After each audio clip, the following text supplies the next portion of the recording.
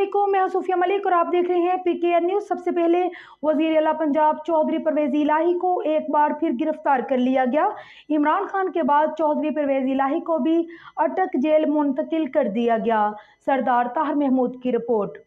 Lahore high court के वाज़ेह अहकामात के बावजूद जुम्मा के रोज़ लाहौर से गिरफ्तार किए गए साबिक वज़ीर आला पंजाब चौधरी परवेज़ इलाही को रात के अटक जेल मुंतकिल कर दिया गया। मीडिया रिपोर्ट के मुताबिक इस्लामाबाद पुलिस चौधरी परवेज़ इलाही को लाहौर से गिरफ्तार के बाद जुम्मा की शब इस्लामाबाद के पिम्स अस्पताल ले गई। वहां पर उनका तिबी मुआयना करवाया गया।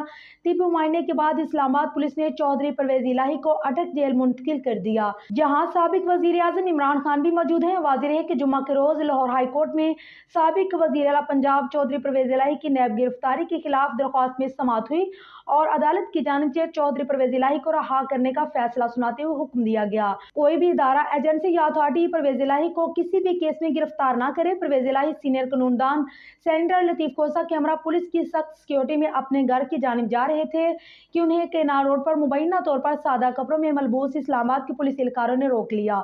इस्लामाबाद पुलिस के एहलकारों की जानिब से गाड़ी के दरवाजे खुलवाने की कोशिश की गई। कुछ देर की मुज़ाहमत के बाद गाड़ी के दरवाजे खोल दिए गए और एहलकारों ने सरदार लतीफ़ कोसू को गाड़ी से नीचे उतार दिया, जबकि परवेज़ इलाही को बाजुओं और टांगों से उठाकर सफेद रंग की बगैर नंबर प्लेट गाड़ी में बैठाकर अपने हमरा ले गए। जबकि इस मौका पर लाहौर पुलिस के अफसरान या एहलकारों की जानिब से कोई मुज़ाहमत नहीं की गई। मीडिया रिपोर्ट्स के मुताबिक परवेज़ इलाही को 3 MPO के तहत गिरफ्तार किया गया है।